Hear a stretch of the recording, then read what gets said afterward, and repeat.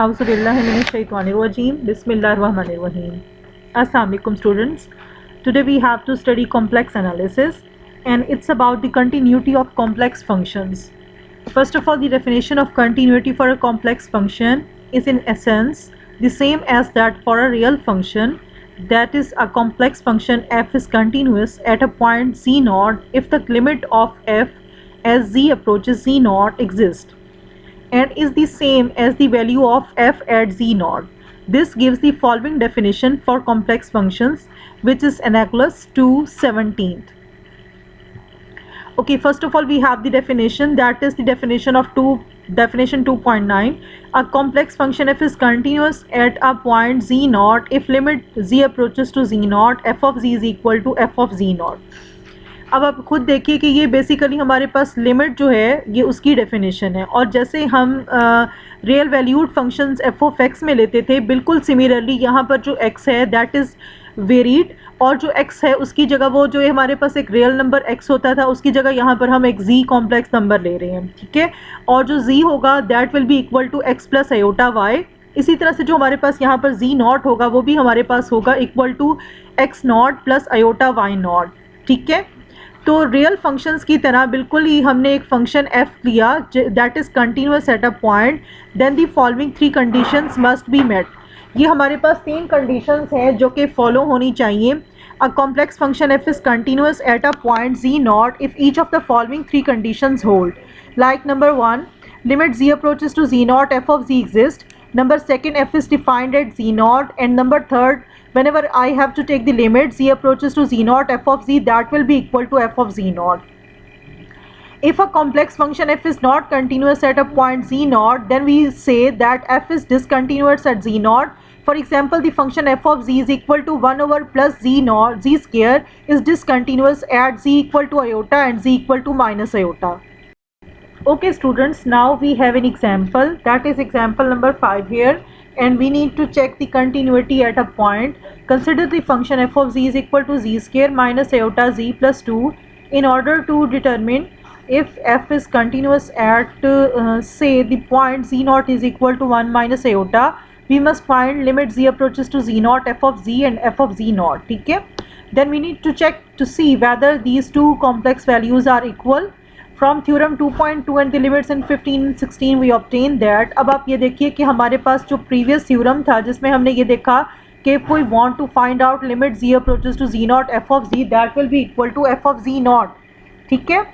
So first of all you need to calculate the limit. So limit z approaches to z naught f of z will be equal to limit z approaches to z naught की जगह आपने point लिखा 1 minus iota, और इसके बाद आपने function f of z लिखा, ठीक है। और then you have to put certain values in the z and then you obtain 1 minus 3 iota. आप ये वैल्यूएशंस या कैलकुलेशंस कर लेंगे, ठीक है।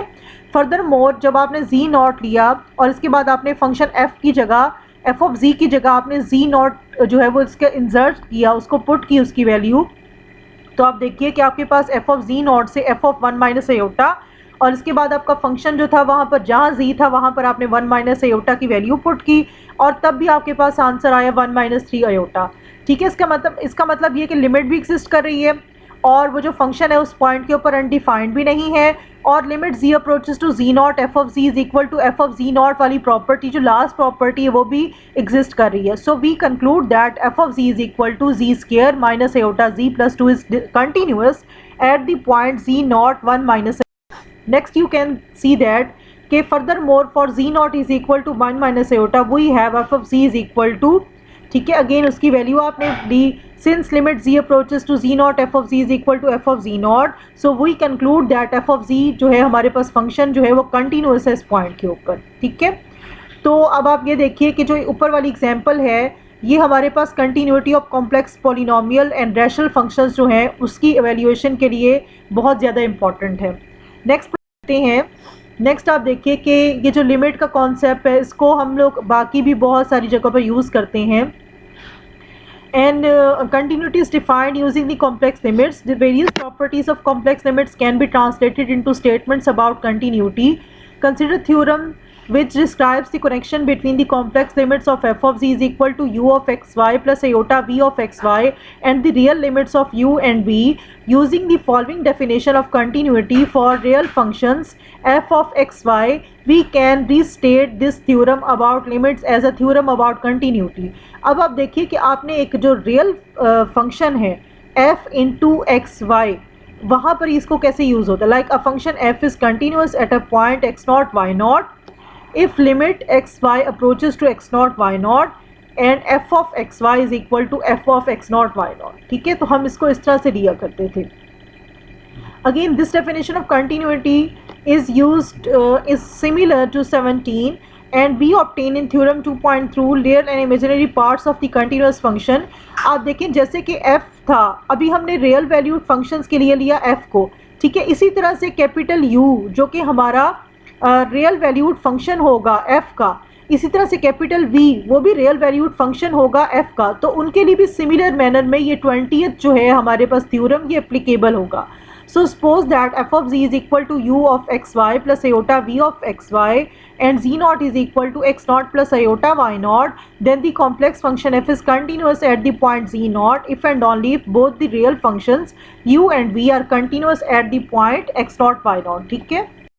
ओके जी, next we have some properties of continuous function जो कि आप लोगों को पहले भी बहुत क्लियरली आती होंगी कि अगर आपका फंक्शन एफ और जी कंटिन्यूस है एक पॉइंट जी नॉट पर, तो जो फर्स्ट है उसमें आपने उस फंक्शन का एक मल्टीपल लिया, दूसरे में आपने दोनों फंक्शंस को ऐड या सब्ट्रैक्ट किया, और तीसरे फंक्शन में आपने इनको मल्टीप्लाई किया, एफ कंपोजिशन जी लिया. फोर्थ प्रॉपर्टी में f डिवाइडेड बाय g, यानी कि आपने डिवीजन ली है फंक्शंस की, तो ये भी हमारे पास कॉम्प्लेक्स जो फंक्शंस हैं ये भी हमारे पास कंटिन्यूस फंक्शंस होंगे अगर f और g कंटिन्यूस हो. ओके जी, then we have the derivative properties. The derivative suppose z is equal to x plus iota y and z not is equal to x not plus iota y not, then the change in z naught is difference delta of z is equal to z minus z naught. And similarly delta of z can be written as x minus x naught plus iota y minus y naught. iota common लेने से आपने ये लिखा और आपने x z और z naught की values insert की.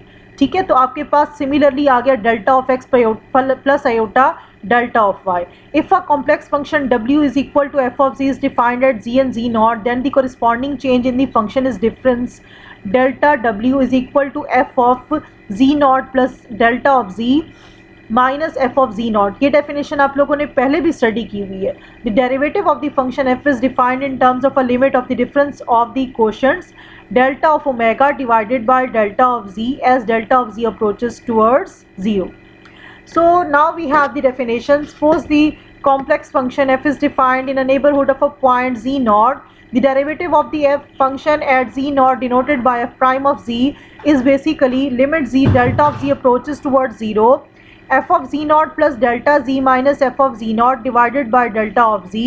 ठीक है, provided this limit exists. If the limit in 1 exists, then the function f is said to be differentiable function at the point z naught. Two the symbols denoting the derivative of w is equal to f of z and omega are omega prime and d of omega divided by dz. If the later notation is used, then the value of the derivative at a specified point z naught is written as d of omega divided by d of z at the point z is equal to z naught. So this is the definition of the derivative. ठीक है, और आप ये देखें कि next जो हमारे पास आएगा लेक्चर उसमें हम डेरिवेटिव को यूज़ भी करेंगे. ये जो डेरिवेटिव की प्रॉपर्टीज़ हैं ये पहले भी आप लोगों ने स्टडी की हुई है, इसमें कुछ भी ऐसा डिफरेंस नहीं है, ऐसा कुछ भी डिफ़िकल्टी नहीं है. So that's all about for today's lecture. Allah हाफिज़.